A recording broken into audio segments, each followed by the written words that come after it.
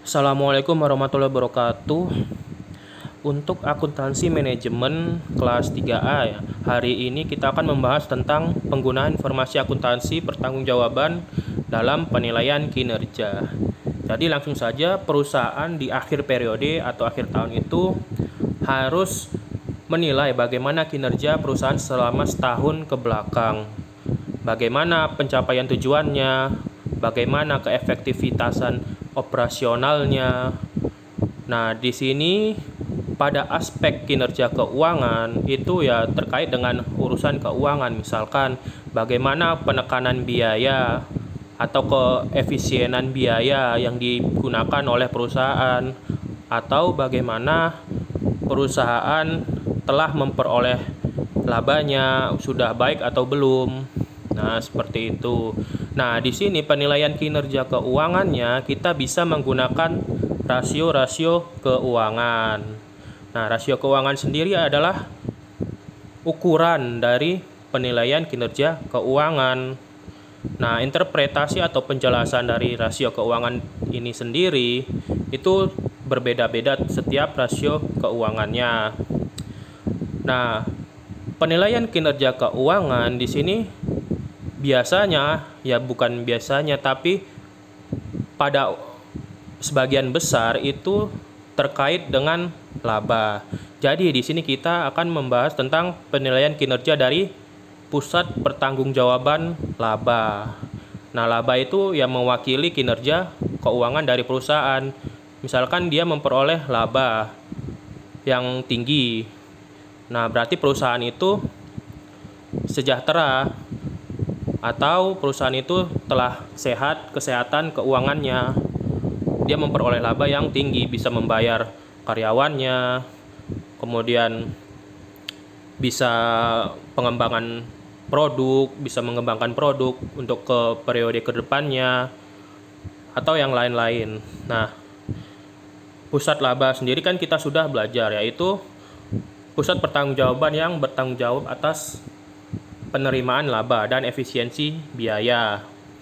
Nah, di sini manfaat-manfaat dari penggunaan rasio sebagai pengukur kinerja itu adalah karena rasio ini biasanya dibandingkan di satu periode ke periode sebelumnya, misalkan rasio periode 2018 dibandingkan dengan rasio periode 2019. Nah, ini dibandingkan ini tujuannya adalah untuk membantu manajer dalam pengambilan keputusan. Pengambilan keputusannya itu bagaimana? Nah, di sini mendorong manajer pusat laba menaruh perhatian yang seksama terhadap hubungan antara pendapatan aset, modal, dan investasi. Nah, di sini manajer itu harus mengambil keputusan yang tepat agar aset, modal, dan investasi itu dapat digunakan untuk menghasilkan pendapatan atau menghasilkan laba. Nah, yang kedua adalah melaksanakan efisiensi. Jadi manajer itu mengambil keputusan berdasarkan efisiensi biaya. Bagaimana perusahaan itu memproduksi suatu barang tetapi dengan biaya yang serendah-rendahnya. Nah, itu manajer harus mengambil keputusan seperti itu. Kemudian yang ketiga adalah manajer melakukan investasi yang berlebihan.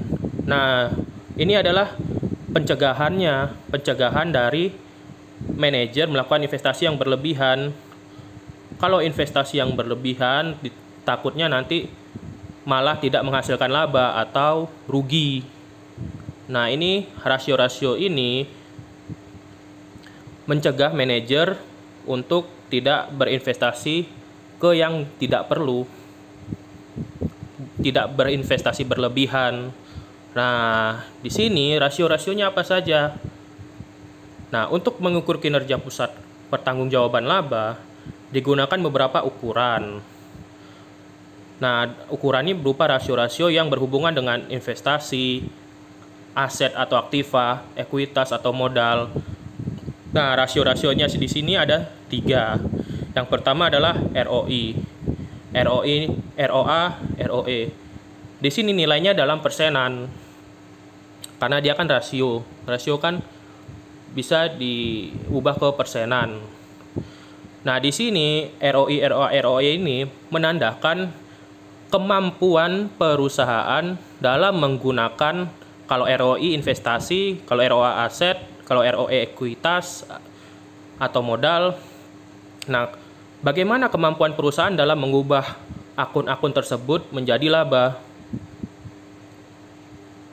Bagaimana perusahaan tersebut mengubahnya menjadi laba? Nah, di sini rumusnya, kalau yang pertama adalah ROI. Laba bersih dibagikan total investasi dikalikan 100. Nah, di sini semakin tinggi nilai rasio ROI, semakin bagus. Umumnya nilainya, rasionya di atas 10%. Nah, di sini standar baik atau buruk nilainya, rasionya itu berbeda tergantung industri yang akan kalian analisis. Nah, di sini saya mengambil tengah-tengahnya saja. Ada yang bilang 2%, ada yang bilang 30%. Nah, di sini saya ambil tengah-tengahnya, yaitu 10%. Jadi, umumnya nilai rasio ROI itu dikatakan baik kalau di atas 10%.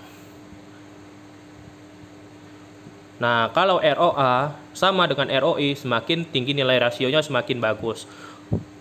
Standar baiknya adalah di atas 10%. Rumusnya adalah laba bersih dibagikan total aset dikalikan 100. Nah, yang ketiga adalah ROE. Semakin tinggi nilai rasionya semakin bagus. Umumnya di atas 10%. Jadi standarnya sama dengan ROI dan ROA. Standar baiknya adalah nilainya di atas 10%. Rumusnya adalah laba bersih dibagikan total ekuitas dikalikan 100. Nah, di sini ada contoh penghitungan rasionya. Jadi, di sini ada laporan keuangan PT ABC pada tahun 2019. Ada aset, ada investasi, ada total ekuitas, ada laba bersih. Nah, kita tinggal hitung saja ROI, ROA, dan ROE-nya berapa. Kalau di sini misalkan saya hilangkan di tabel itu total asetnya, total investasinya saya hilangkan juga, total ekuitasnya saya hilangkan, laba bersihnya saya hilangkan. Nah, kalau total aset misalkan saya hilangkan, ya kalian tinggal tambahkan aset lancar sama aset tidak lancarnya saja. Nah, ketemu total aset. Kalau total investasi misalkan saya hilangkan di sini datanya, ya kalian kan tinggal tambahkan total investasi jangka pendek sama total investasi jangka panjang. Nah, itu sama dengan total investasi. Sama juga total ekuitas kalau saya hilangkan. Kalian tinggal mengurangkan total ekuitas dengan prive. Sama juga dengan laba bersih. Laba bersih di sini ini kan perusahaan manufaktur ya.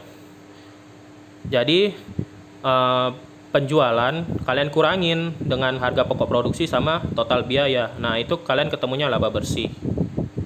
Seperti itu. Nah, bagaimana penghitungan ROI, ROA, ROE-nya?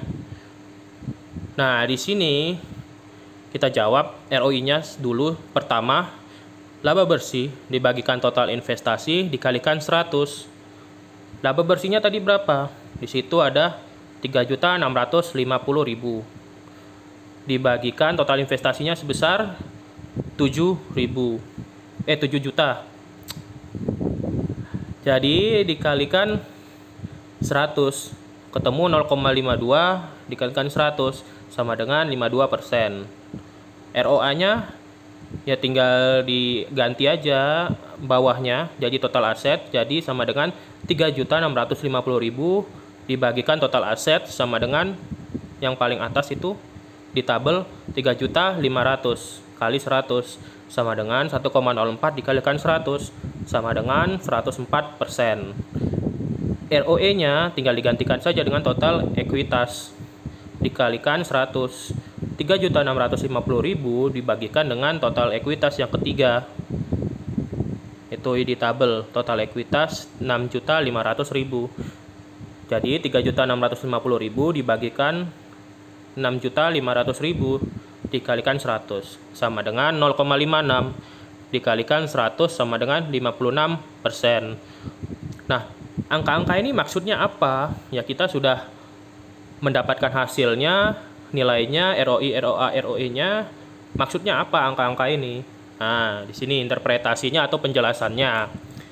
Jadi, kinerja pusat pertanggungjawaban dari PT ABC pada tahun 2019 itu kenapa? Baik atau buruk? Terbilang baik. Kenapa? Karena kemampuan perusahaan dalam menggunakan aset, ekuitas, investasi, dan mengubahnya menjadi laba tergolong baik. Dengan nilai ketiga rasio di atas 10%. Tadi kan saya bilang di sini. Nah, di sini ROI, ROA, ROE ketiganya dikatakan baik jika nilainya di atas 10%. Nah, di sini kan di atas 10% nilainya yang saya huruf merahkan. Nah, kan di atas 10% semua. Jadi, nilai ketiga rasio di atas 10% berarti kinerja pusat pertanggungjawaban laba PT ABC tergolong baik. Nah, sekian penjelasan akuntansi manajemen hari ini. Untuk pertanyaan bisa WA saya di grup atau Japri, terserah. Saya akhiri. Assalamualaikum warahmatullahi wabarakatuh.